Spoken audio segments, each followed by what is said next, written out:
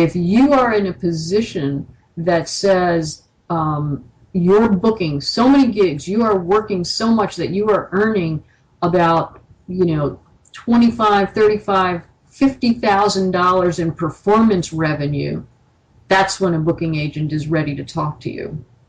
If you're not there yet, then my suggestion is to find somebody to be your assistant.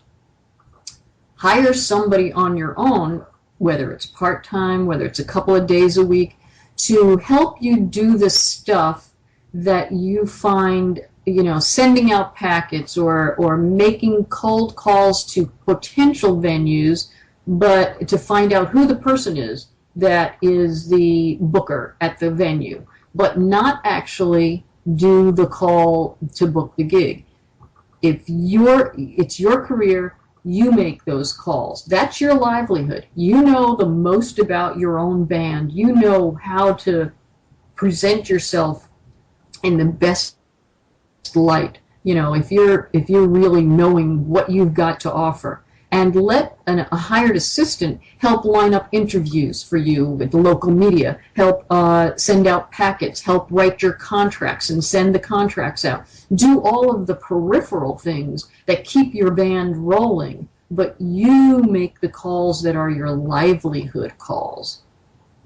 Okay, now I've heard a lot of bands say that they have an easier time getting booked if they don't come across as themselves. If they say, oh, we're XYZ booking agency booking on behalf of this band, that's fine. That venues take them more seriously that's than fine. If they call on their own. Okay. That's fine. They can do that. That's fine. Whatever works for them.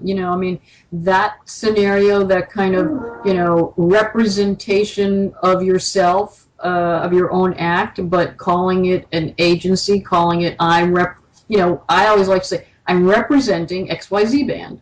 Well, you are. It's true.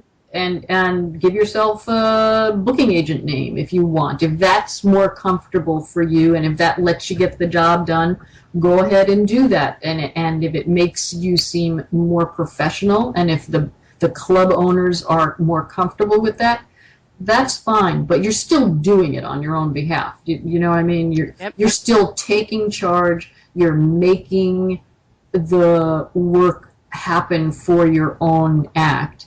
And you're not relying or putting your livelihood in the hands of an agency who may or may not jump on board right away. Right.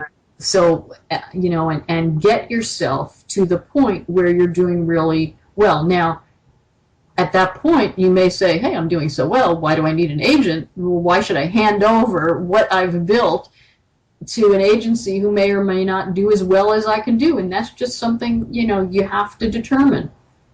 Makes total sense. Okay, that's what I want to do. You make it sound so simple.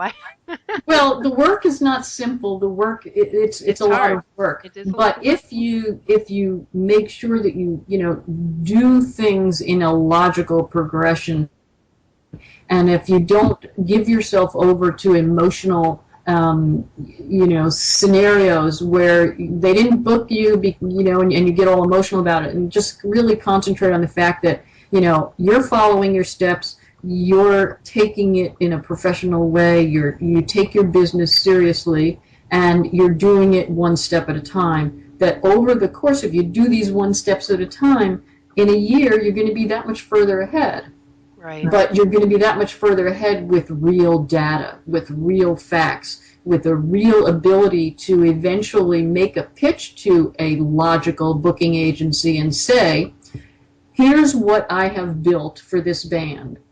We have started from scratch, and now we are playing X number of venues in a 3-state area, and we are getting X number of dollars at some specific ticket price. We are selling these many CDs on average. And when you take that kind of a pitch to an agency and say, and what we would like to do in the next year is increase our booking income by 20% in the next year, and we would like to have a venue step up to venues that are seating 250 to 500 seats instead of the 175 we're now selling out. Those kinds of discussions are something that a booking agency can actually bank on. They can actually say, these numbers work for us because we can see our 15 to 20% commission taken off of, what will be $1,000 to $1,500 as being of value to our agency, and we can relate to that. We can work for you given these numbers, as opposed to, gee, I wish I had an agent. Right. Yeah. So if bands would just, really get focused on concentrating on their community, their goals, and their current state of affairs, you're going to be able to grow because you know where you are, you know where you want to go, and you're creating a pattern of prosperity for yourself by touring in developing a regional touring base of support, as opposed to hopscotching all over the country and spending tons of extra money that you don't need to on expenses.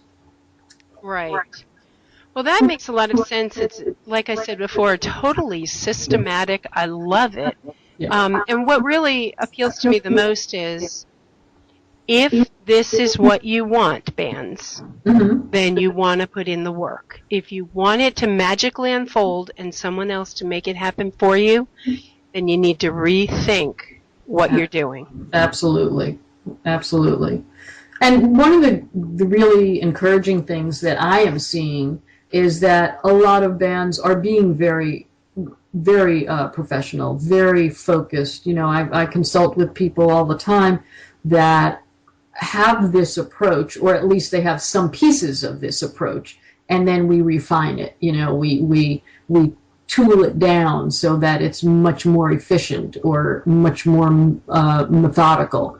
But a lot of people are understanding, look, now it's in your hands. The entire music industry is in your own hands. There's only so many people who are going to be the next American Idol. And when you realize that, it's one every year. That's it. And so that should give you a key. If you just watch any one of those shows, and the thousands and thousands and thousands of people, millions of people that apply to be that person, there's a lot more people out there that need to put the work in. That's right. That's a really good point. All right. Share with me what you offer to bands. Let them know, those listening, what services you would offer. Okay. Well, when you go to performingbiz.com right away, if I offer my weekly Biz Booster hot tip, that is a free offering every Monday morning. You get the hot tip of the week that gets you started. It gets you logically working on these step-by-step scenarios with a downloadable report that helps you to determine, the 5 booking strategies that are going to be the most helpful to get you going. And then once you're there visiting with me on Performing Biz, I have articles that just focus on negotiation, on audience development, on touring strategies, and then my book, How to Be Your Own Booking Agent, which I wrote simply because after being a booking agent, all these bands and artists were asking me the same questions over and over again, and it's basically a book that says, if you want to start a performing career, here's where you start, and then it goes through every single detailed aspect of how to create that vision for yourself. And then I have online courses for booking and touring strategies, and my consulting programs that I work individually with artists to help them frame their strategies and move strategically, step by step, through their career. And it's all, get started at Performing Biz, and I want to make a lot of this information. I make a lot of this information. I offer it for for free because bands need to get going. And then as we develop a relationship, there are things that then we can, that I charge for. Right. And your website is a wealth of information. That's jam-packed. There's like probably 400 pages of goodies on that website built into it. As my web designer constantly reminds me, it's getting very big. But that was one of the things that amazed me, is how much a band could learn just by going through that website without spending a dime. That's right. And then you put that stuff into practice, and that's the key. It's not just reading it. It's putting it into practice. At that point, they will grow to a place where they can happily pay for some services because they're ready to take it to the next level. Right, absolutely. And the I love my little audio Biz Booster hot tips. They're like it's going in the 6th year now, and so there's well over 400 Biz Booster hot tips that I have created that are very specific to all kinds of aspects of career development. Booking psychology, negotiation techniques, working in the college market, working in the performing arts market. Every kind of scenario that one can be involved in, it really focuses on how, no matter what genre of music, and I know that you're talking to indie or talking to rock artists, well, so all these strategies are business strategies that move a band and act from I think I want to have a performing career all the way to having a successful performing career. That is amazing. Again, it is performingbiz.com. Jeri, thank you so much. Oh, you're welcome, Sherry. It has been a pleasure. And again, love what you're doing. And I look forward to hearing more of your podcasts. Awesome. Thank you so much. We'll talk soon. Okay. Bye-bye.